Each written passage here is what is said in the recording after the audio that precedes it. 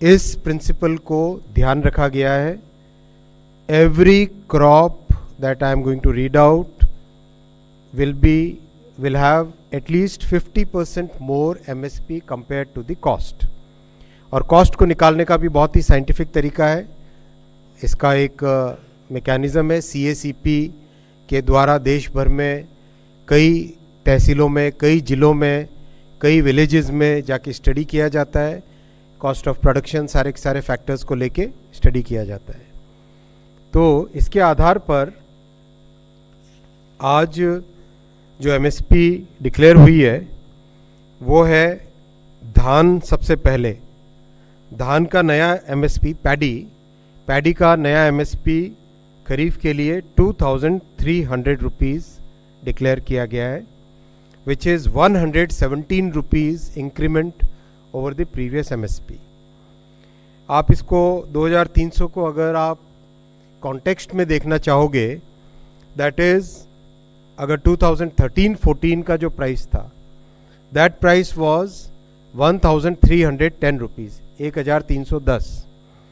यानी कहाँ 1310 था और कहाँ आज 2300 है। किस तरह से किसान भाइयों के लिए, किसान परिवारों के लिए प्रधानमंत्री श्री नरेंद्र मोदी जी और सरकार का हमेशा एक स्पेशल फोकस रहता है, ये इसको दर्शाता है।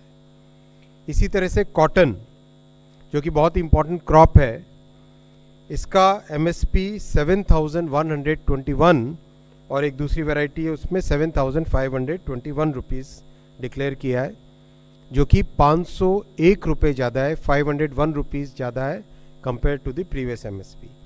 Again to give the context, 2013-14 में MSP वॉज ओनली 3700 रुपीज़। जो मिलेट्स हैं, आप सब जानते हैं कि मोदी जी ने मिलेट्स के प्रोडक्शन, मिलेट्स की प्रोसेसिंग और दुनिया भर में मिलेट्स के जो पॉजिटिव बेनिफिट्स है उसको एक अलग ही तरीके से प्रोत्साहन दिया है, अलग ही तरीके से एनकरेज किया है।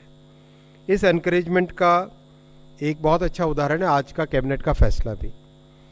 ज्वार 3371 रुपीज़, रागी 4290 रुपीज़, बाजरा 2625 रुपीज़ और मक्का मेज़ 2225 रुपीज़। ये सब के सब अगर आप कंपेयर करो 2013-14, तो उस टाइम में for example jowar was only 1500 rupees, it is today 3371 rupees. करीब करीब हर एक में अच्छा इंक्रीमेंट है, बहुत बड़ा इंक्रीज़ है। वैसे ही दलहन, दालों के प्रोत्साहन के लिए भी जैसा आप जानते हैं कि हमारी सरकार की प्राथमिकता है कि दाल में और ऑयल में, एडिबल ऑयल में, इन दोनों में आत्मनिर्भर बनने के लिए पूरे प्रयास करने हैं और उसके लिए कई तरह के नए नए इनिशिएटिव्स लिए गए हैं। उसमें MSP एक बहुत इम्पॉर्टेंट रोल प्ले करता है। मूंग की MSP डिसाइड हुई है 8682 रुपीज़। तूर की MSP है 7550, ये पिछले MSP से 550 रुपये ज़्यादा है। उड़द की हुई है 7400 रुपीज़, जो कि पिछले MSP से 450 रुपये ज़्यादा है। आप देखेंगे करीब करीब हर एक फसल में MSP पहले के कंपैरिजन में सिग्निफिकेंटली ज़्यादा है।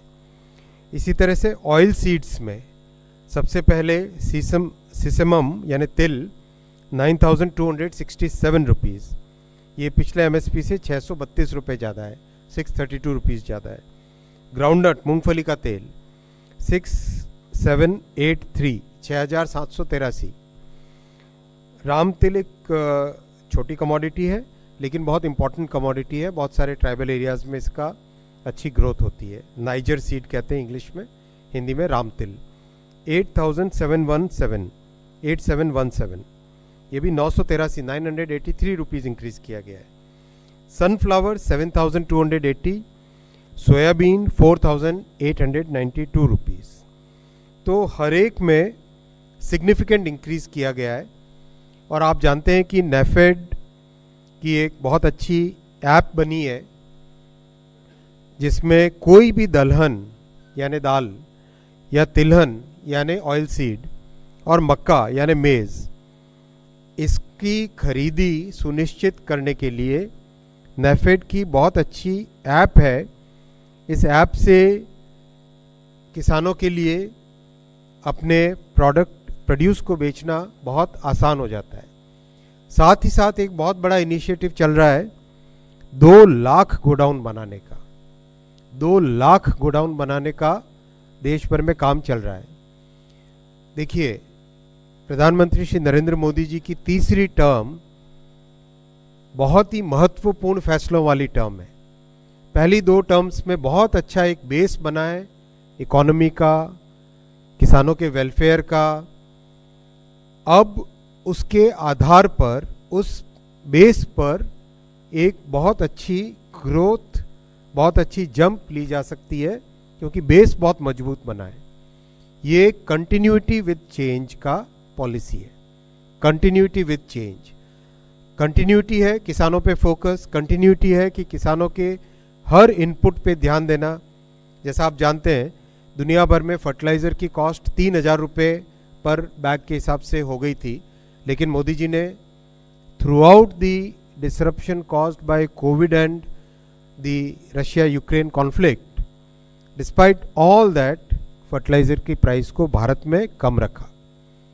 ये बहुत बड़ी उपलब्धि है और देश भर में, दुनिया भर में इस चीज़ पे आश्चर्य करते हैं कि जहाँ दुनिया में 3-3 हज़ार रुपये कॉस्ट चली गई थी, 300 पे रखा गया भारत में। और हमारे किसान भाई भी इसको मानते हैं, हमारे राजनीतिक क्षेत्र में सभी कार्यकर्ता भी इसको समझते हैं। तो एक तरीके से जो खेती से रिलेटेड पूरा जो फ्रेम है, इसमें हर एक पॉइंट पे, बीज से बाजार तक, हर एक पॉइंट पे एम्फेसिस दिया गया है, हर एक पॉइंट पे वैल्यू एडिशन का ध्यान रखा गया है। तो ये जो 2 लाख गोडाउन का अभियान जो चल रहा है, इससे किसानों को अपने प्रोडक्ट को सफिशिएंट टाइम तक, जब तक वो चाहे तब तक उसको स्टोर कर सके। और ये सारा का सारा कोऑपरेटिव सेक्टर में बन रहा है, कंप्लीटली कोऑपरेटिव सेक्टर में बन रहा है।